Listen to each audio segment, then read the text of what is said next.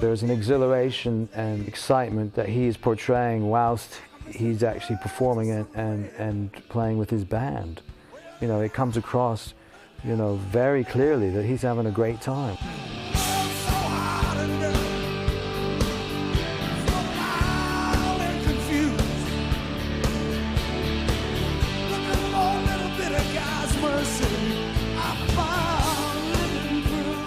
He's not a person who looks down or considers himself the star or whatever. I mean, he is just messing around. I mean, you know, he's a person that can have fun, and that's what makes him so likable. I think that's what makes him so appreciated as a performer, is just because you just kind of feel like he's having a good time up there. Prison was just an open cage. There were no keys, no guards. This one rattled man, some old shadows As a performer, Springsteen clearly is a master. He's very consistent, very consistent.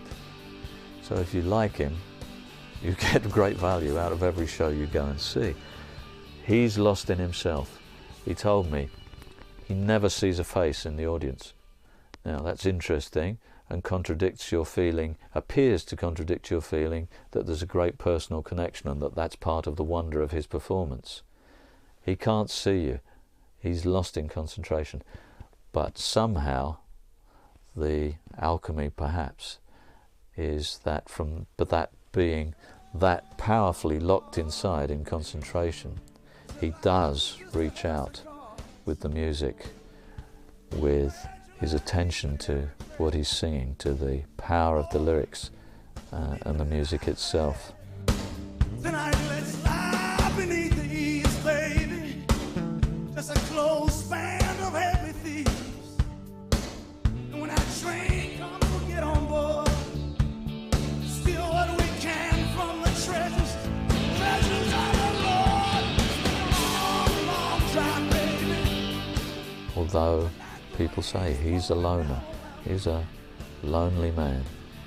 He's one and only. He's isolated in many ways, and as a performer he's probably more isolated, particularly solo of course, than at any other time.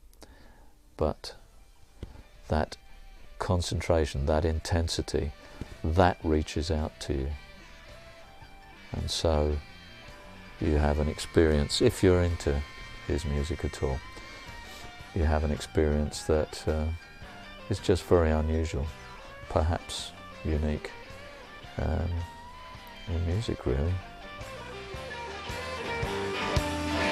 Well, you wear those dresses where the sun comes shining through.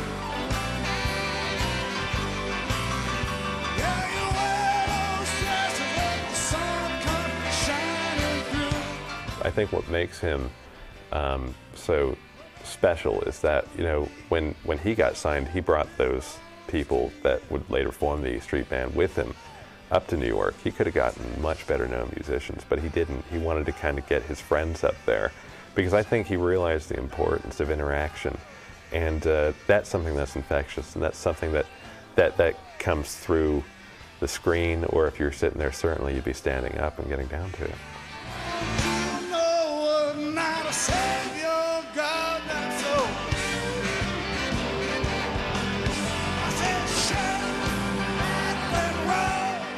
Yeah, that's right. He's doing shake, rattle, and roll. I suspect, you know, it is just falling back on the stuff that you cut your teeth on when you were growing up.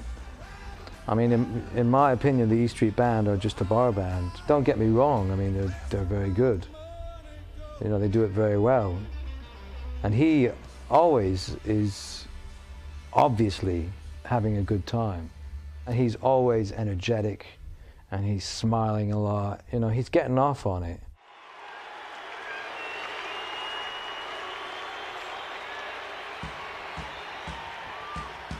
She's the One is using a beat that is known as the Bo Diddley beat, because basically he stamped his name on it, and it was borrowed, you know, by Buddy Holly on Not Fade Away, and it's been used by countless others through the years. So instantly you can access that song because of the beat. Hey, Bo Diddley. Oh, Bo Diddley.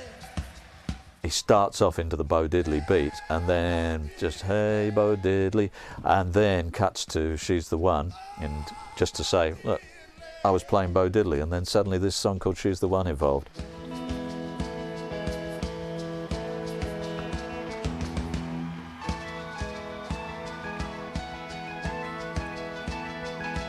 With the killer graces and secret places that no more can fit. With her hands on her hips, with that smile on her lips, 'cause she knows that it kills me. With a soft French cream standing in that doorway like a dream, I will just leave me alone. French cream, soft and them boots and French kisses will not break that heart of stone. With her long hair falling and her eyes that shine like a midnight sun. Oh, she's the one. Anytime you see Bruce Springsteen up with the E Street Band, certainly with She's the One, you always get this feeling that they're basically up there jamming, and you just happen to be there. You stumbled in on them playing in the studio, or they were in his garage, and just having a jam, and you were just walking by and peeking in. And that, I don't think that's faked at all. I mean, there's such an obvious joy of playing that really comes across in She's the One. I mean, it's just like a perfect crystallization of just why they were so effective as musicians on stage. Just one kiss, she fill them warm summer nights with her tenderness. That secret that you made, like when her love could save you from the bitterness.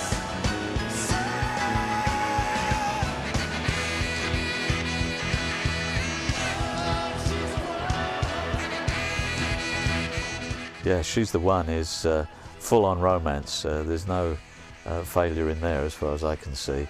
It's just whoopee, this is the girl, she's the one, and there it is, bouncing along, and just full of verve and life and love and romance, and what can you say, it's just glorious, uncomplicated, whereas mostly he's quite complicated.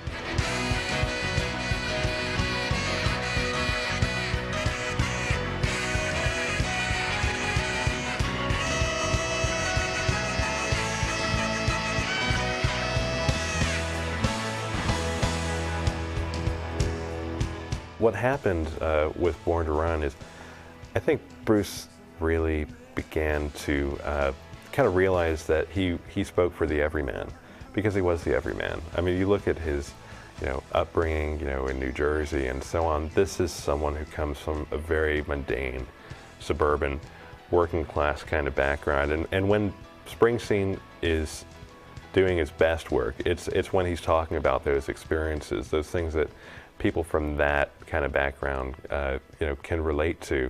And that's, I think, kind of what created his audience. That's what people woke up to, was, wow, this person is like a spokesperson because he is one of us. And again, just that's a big difference between him and Dylan, because the thing about Bob Dylan is he had a very, very articulate and aware kind of political critique that was going on with a lot of his music, and that was never the case with Springsteen. He's simply lamenting the fact that life sucks for a lot of people.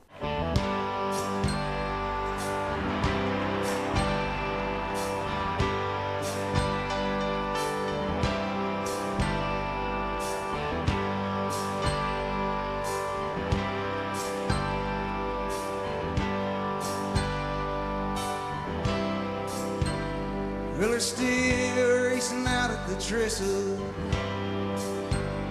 but that blood, it never burned in her veins. Now I hear she's got a house up in Fairview, and a style she's trying to maintain.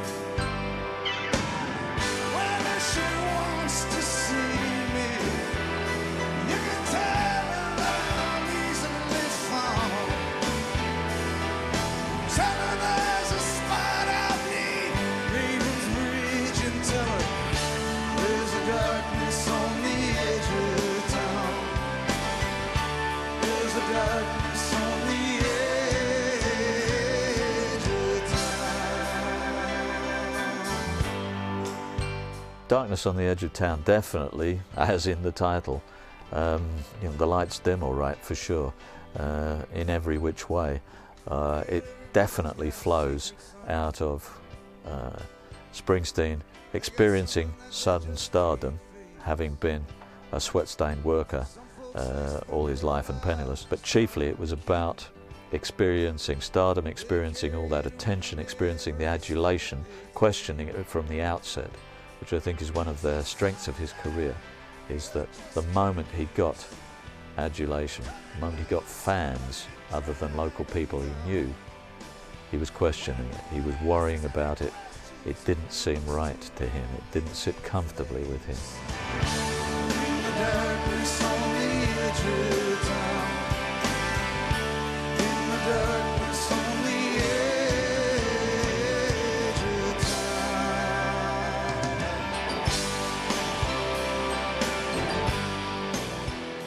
Darkness on the Edge of Town, I think, is a continuation of certain areas he hinted at in Born to Run.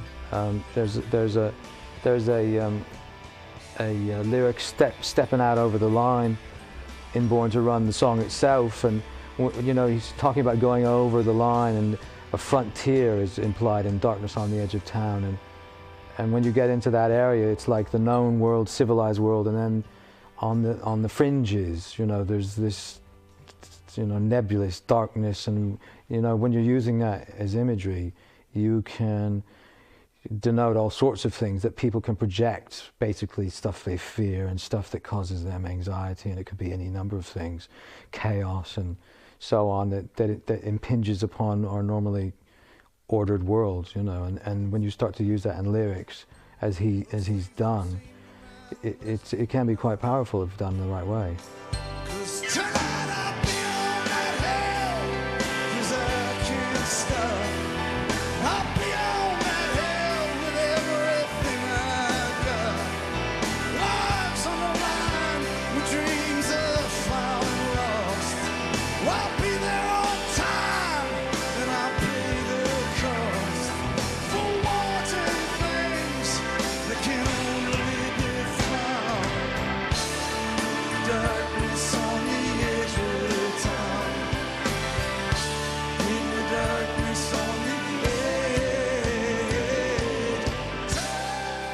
The darkness is something else, just the whole mystery of life that we sometimes allow ourselves to be aware of, and which is probably not all that comforting when we do let that awareness in, that we're not in control, that we don't know what's going on, we don't know where we're going, that we're subject to forces and pressures in all sorts of senses that are going to kick us around.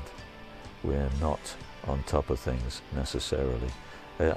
That's what I feel is the broader perception, and which had not been absent in his earlier songs, but comes through really strongly in Darkness on the Edge of Town.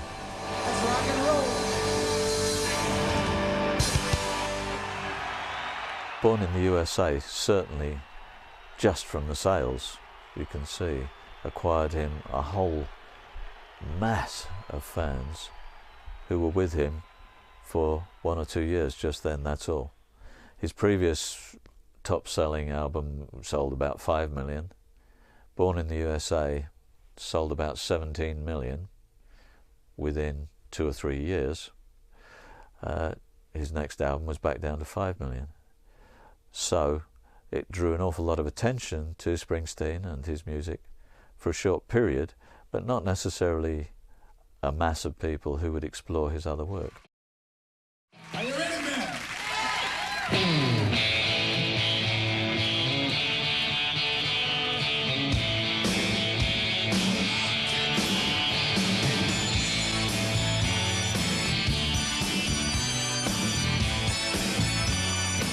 For a start, I think the production of the album is something that is regrettable, especially the drum sounds, the snare sounds. Very much a victim of the flavor of the month snare sound that was going on in the context of the time it was produced. And I think it suffers. I mean, for me, that album is largely unlistenable because of it. You know, some fairly great songs are ruined because of the production on the album. We went back inside, sat down, had a few drinks. All they kept talking about was glory days. Yeah, pass you by, glory days. You know, we got the young girls out, glory days, glory days.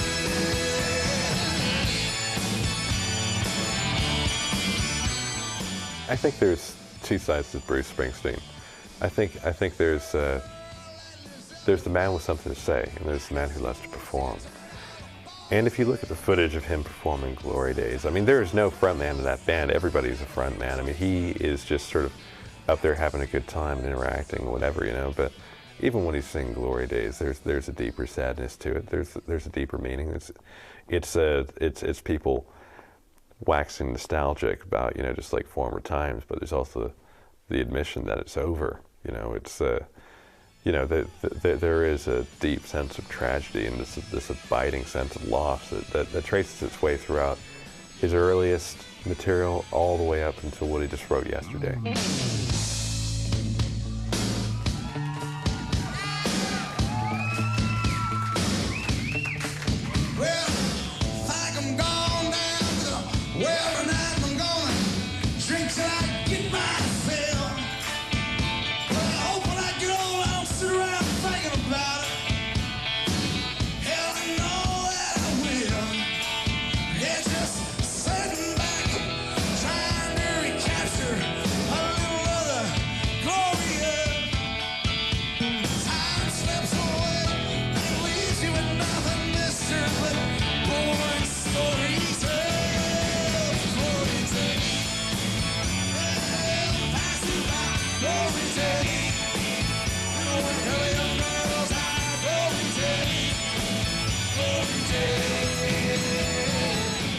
He's hit that point where he's, I think he's just about in his 30s by then, and he's experiencing life's first wave of nostalgia for when he was young, you know, and sharing that with his friends. Here we are in this stadium world, right? And you remember the days when we were playing the bars on the shore, and they do, you know, and they love that, and in some senses they probably love it always more than they love the days of being hugely popular.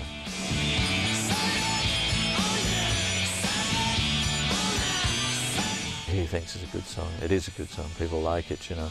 It's a great one to perform in an uproarious rock and roll way and jump up on the piano if he's so minded and so on. You know, it's a real barroom knees up. I mean, he is absolutely electric. You know, when he jumps up on that keyboard stand, you know, when he's like playing down to them and this and that. I mean, he is larger than life. I mean, absolutely electrifying, you know, captivating. You can't take your eyes off him.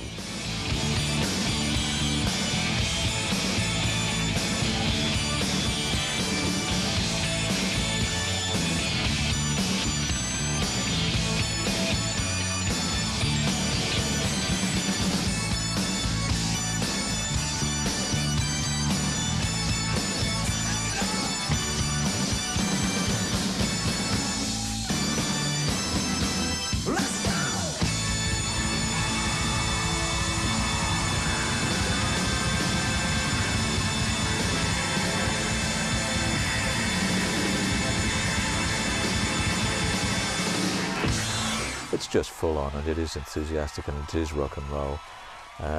But again, in terms of how does that sit alongside Born in the USA, well, it's just very different. And maybe they don't suit one another. Instead of being a coherent collection of songs, he rather feels it's a ragbag of songs. The elements of it, each one of them might all be good to great, but he's never convinced they fitted together, you know. I think he worries too much, basically, but that's his feeling about it. It's not to say that Bruce Springsteen is a reactionary artist, but you do need something to lean against. And the 90s were by no means opulent, but you fire the E Street Band, the people that have kind of been your right-hand men for a long time, decide to go it alone as an artist for the first time in eons. And there's just nothing that angering to write about because, well, Bill Clinton's president, you know? I mean, he was certainly no hero. But, I mean, you're seeing the demise of Reaganomics. You're seeing the advent of, you know, kind of a, you know, just a slightly more liberal left-leaning and just like, you know, slightly more worker sympathetic kind of America going on. And I think Bruce Springsteen was starting to lose his relevance a little bit there. Of course, he was working for the first time with a band that wasn't the E Street Band. Those people weren't used to each other. Maybe, for all he really wanted it to work, maybe ultimately, in terms of the highest level, they weren't quite suited to one another. You know, I'm sure they were decent people and they were terrific musicians and all that, but perhaps it was just a wrong move to go with those people as opposed to the E Street Band or solo, which seems to be the things that have worked for him over the years. So it's a confused phase. It's not right. And he'll say, well, I know people say they're my worst albums. He's well aware of that, you know. And you can only say, well, yep, that's the truth. There is no room for bigotry and racism. The Satin Comforter Ensemble, absolutely gorgeous, that it is reversible, absolutely gorgeous, that it is reversible. Anger burns in Los Angeles. There is no room for bigotry and racism. Fragrance of Hollywood is being looted.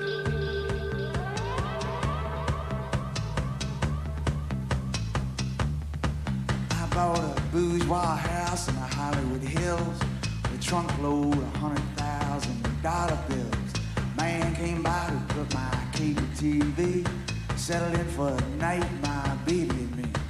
We switched around and round till 1:30, but there was 57 channels and nothing on.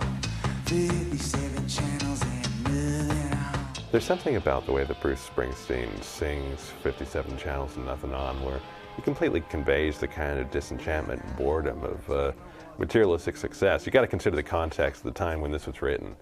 The steel industry was spiraling in the States. The automotive industry was losing out to Japan.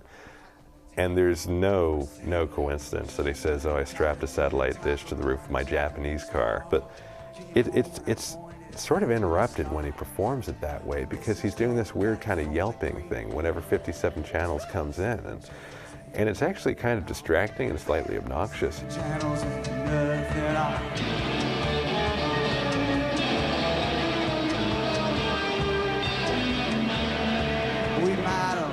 He had actually rethought that since recording it from Human Touch, and he's suddenly playing this really distorted guitar break between every verse. He's suddenly playing atonal. I've never heard Bruce do anything like it, and it really works.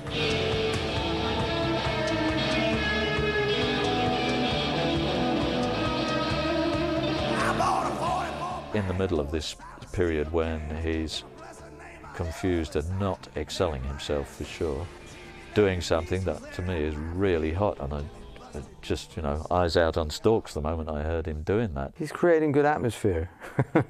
He's making a lot of noises that create this atmosphere of sort of high-tech colliding with excitement, colliding with you know, it's almost like it's a musical version of anticipation. You know, the anticipation that when you have all these things, your life is going to be sorted and you're going to feel satisfied and content. And at the same time, it's a musical version of you know, being despondent that that's not the case. 7 channels and nothing on. 7 channels and nothing. Well, I can see by your eyes, man, you're just about gone. 7 channels and nothing on. There's 57 channels and nothing.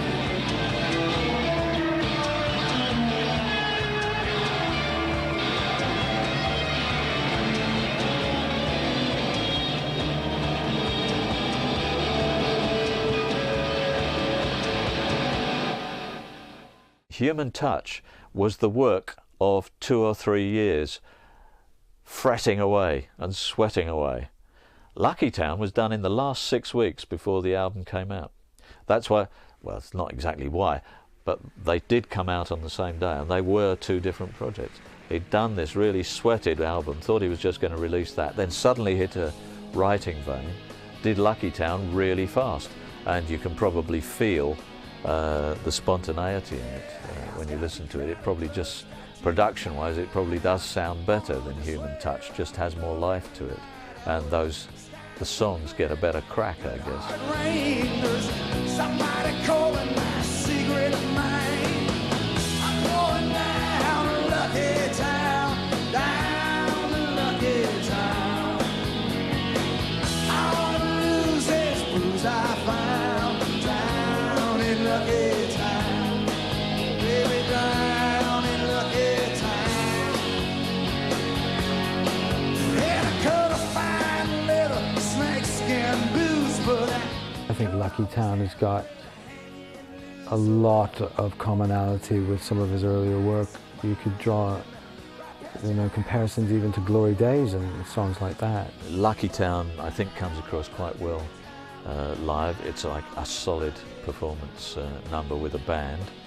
And when you see him playing it live back in that period, one thing that strikes you is, well, that's kind of just a repetition of the record, actually, which is all very well. That's what most people do most of the time. So, okay, I don't think it's a great song by any means, but it's hardly a letdown in the set when he plays it, for sure.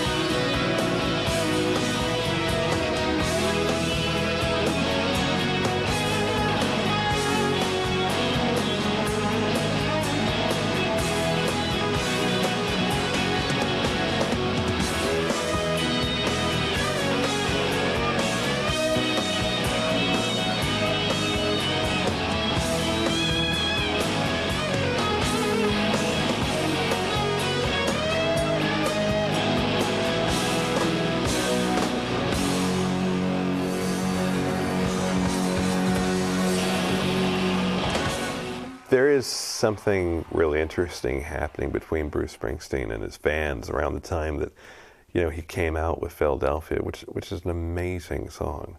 It's so sad, and and of course it just embodies the film of the same name with Tom Hanks. But of course he plays a lawyer with AIDS, and this is still early days as far as awareness is concerned, especially in America. And I mean, the disease itself still carried a stigma, but it also carried, worse, the connotation of homosexuality. In the context of the time he was singing this song, it was an enormously courageous move. And for a person like Bruce Springsteen to sing this song as a theme for a movie with Tom Hanks as the star, dealing with this subject matter in a very straightforward way that wasn't moralizing and it wasn't preaching, it was the first real breach in the wall of taboo in America. Yeah, Philadelphia was a turning point for him. As far as I can see, makes sense to me. He says it too. It's like the song that led him into the next phase, as it happened. I mean, it's a commissioned song. I don't know that he'd ever done a commissioned song before. I can't think of one. Jonathan Demme came to him and said, "Would you write a song for my movie?" And Springsteen responded. But I suppose the thing that stunned people at the time was that Springsteen did it by going first person in character as a man dying of AIDS and expressing that feeling, including using that image of looking in the mirror, seeing himself wasting away. I was bruised and battered, I couldn't tell what I felt. I was unrecognizable to myself. Saw my reflection in the window, didn't know my own face. Oh, brother, are you gonna leave me wasting away on the streets of Philadelphia?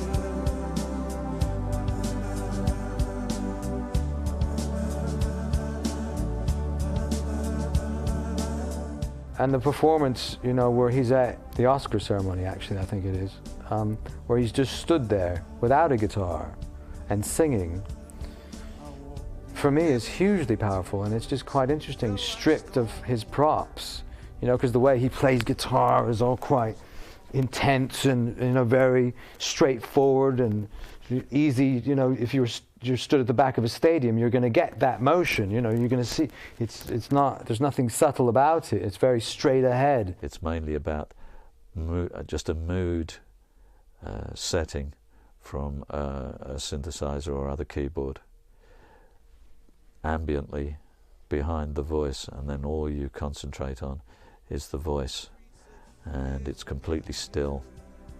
And when he sings it, of course, he's completely still as well. So it's just all focused in, and he pulled it off. It was a fantastic challenge, and he pulled it off, I think. And it's a beautiful track, just beautiful. Ain't no angel gonna greet me.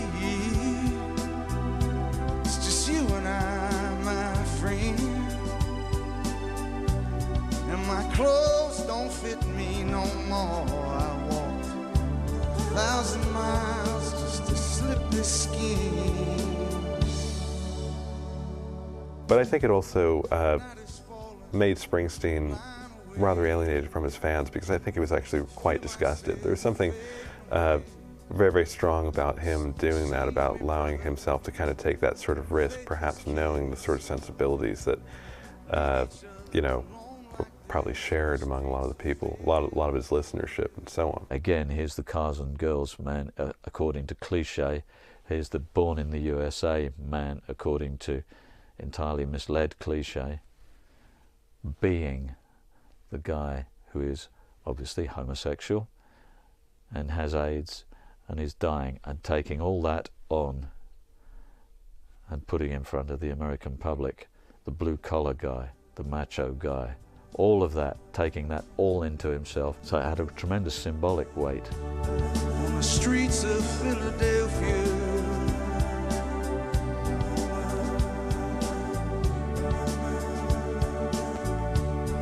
on the streets of Philadelphia,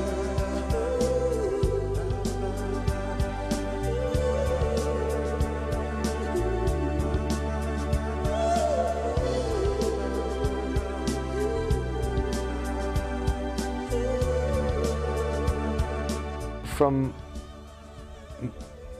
many a point of view, it's his best work, that song. From the point of view of actually stepping out and taking a stand on a subject no one wanted to touch. From the point of view of how he actually delivered the message. In terms of stacking that up against all his other work, I do think it's his greatest, actually. And it is very, very similar in a sense to Dead Man Walking. I mean, you begin to wonder whether he is just going to go into the film business simply because he, you know, again, he just sings this song that's completely confessional and riveting, but incredibly melancholic, and it's a perfect fusion of the concept of the song and the sound of the song and the performance of the song. it's just a dead man talking. Once I had a job, I had a girl, but between our dreams and actions there's this world. Well, in the deep forest, where blood and tears rushed over me, all I could feel was the drugs and shotgun and my fear up inside of me. Like a dead man talking. Yeah, it's extremely powerful. I mean, you can't watch that and think you're not witnessing what makes Bruce Springsteen as important as he is as an artist. Sister, I won't ask for forgiveness. my sins are all I have. I think he's a terrific solo performer. He's certainly the best solo performer I've ever seen. However, he's got better at it since the Tom Joad tour. When I saw him on the Tom Joad tour, the musical limits of it were quite a stretch over the course of 2 hours. All these great songs, but with one arrangement in a sense, Bruce plus acoustic guitar.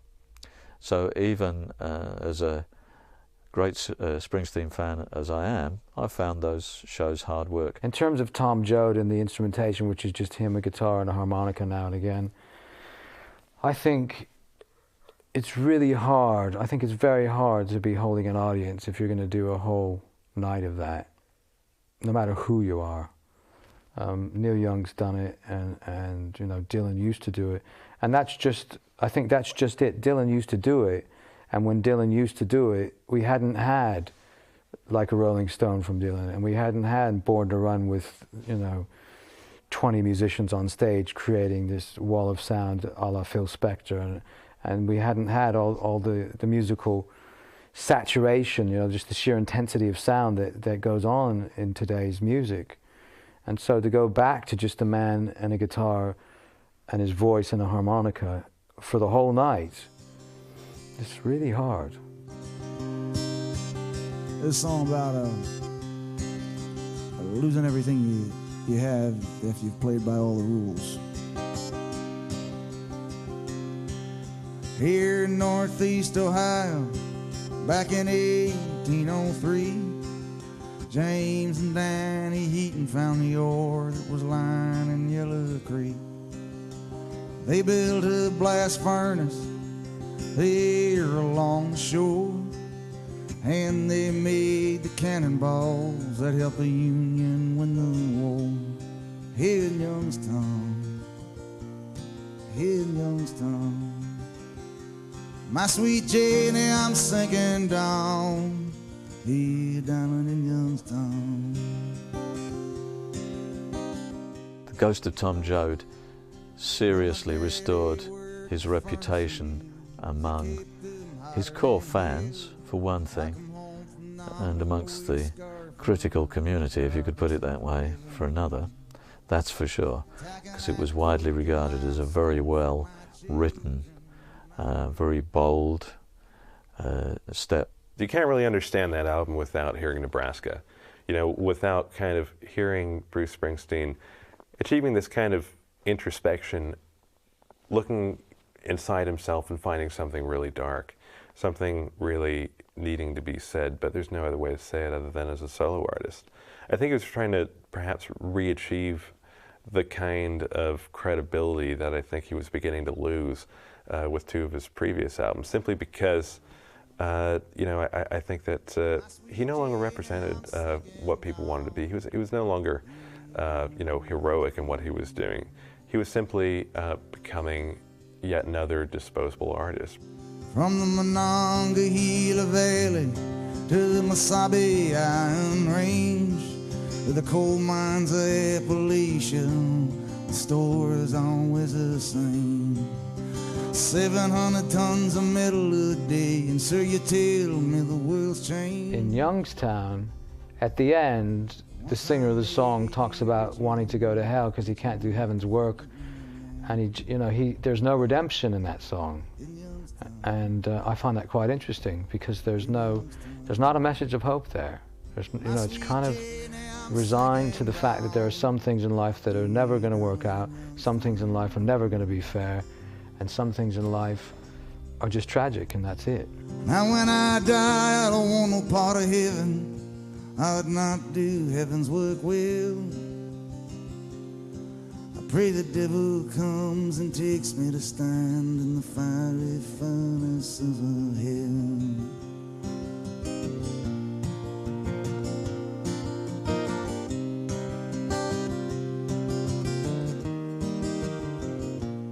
His core fans are people who would appreciate Woody Guthrie, would have loved Dylan, and love Springsteen as part of that inheritance.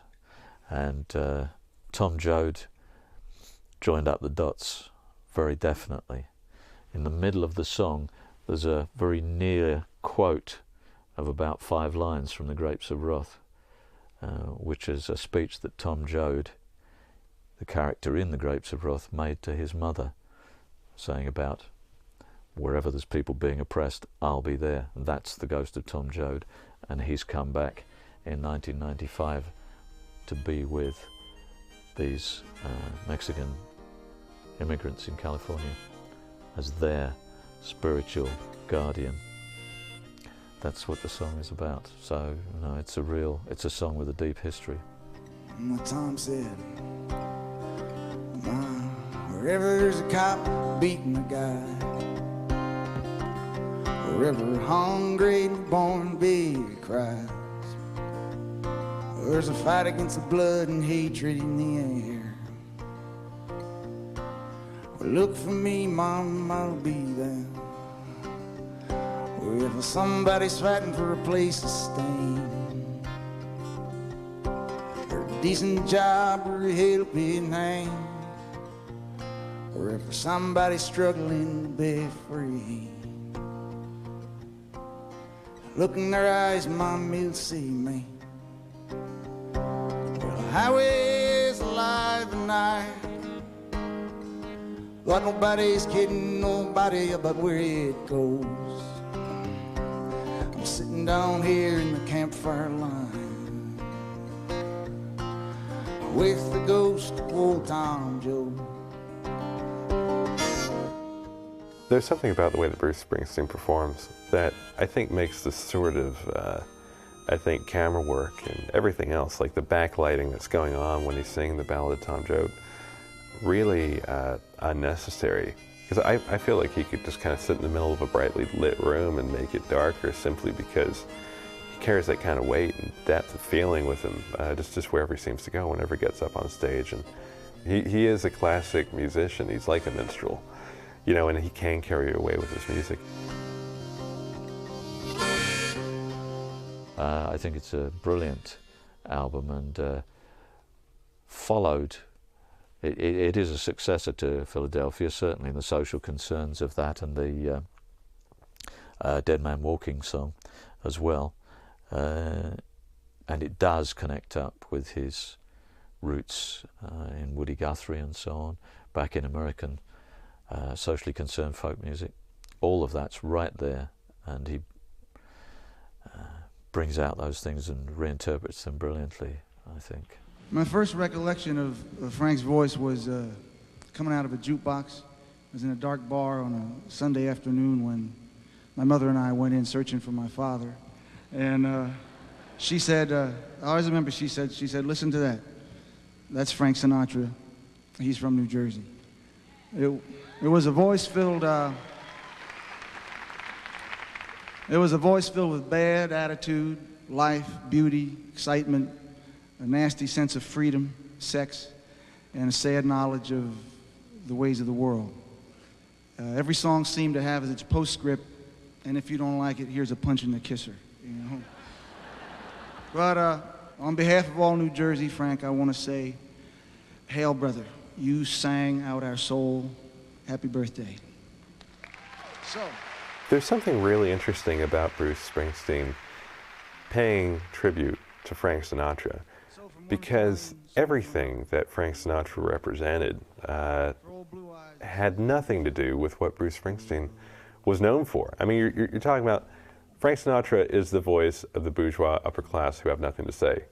Bruce Springsteen is the voice for the oppressed proletarian people who have no one to speak for them and are completely underrepresented. So to have him come out and just like say such absolutely touching things about the man, saying, oh yeah, I was a kid and my parents spun up this record, whatever, is slightly surreal. And then you realize, you know what, they're both from New Jersey, and there's something that unites the two of them, is there's a defiance in both of them because they succeeded and no one expected them to. Because nobody expects anyone important to come out of New Jersey. It's New York where all the stars come from. It's New Jersey where all the has-beens go. And that's something that I think just renders it somehow comprehensible, because otherwise it's so weird. But if you forget about the speech and just listen to the music, the thing is that is completely haunting. I mean, I mean, when he says, "Yeah, I'm knocking back whiskey in a bar," I mean, you know, it sounds like he's at the bar when he's saying it, and yeah, it's just amazing. I mean, he just brings this kind of depth to this song that, you know, if you actually listen to the Frank Sinatra version, could be sort of trite, really. So drink up, all you people. Order anything you see. Drink up, all you happy people. 'Cause the drink and the jokes on me. Now pardon me, man, 'cause I gotta run. You see, the facts are uncommonly clear. I wanna know who's her new number one, and why my angel eyes ain't here.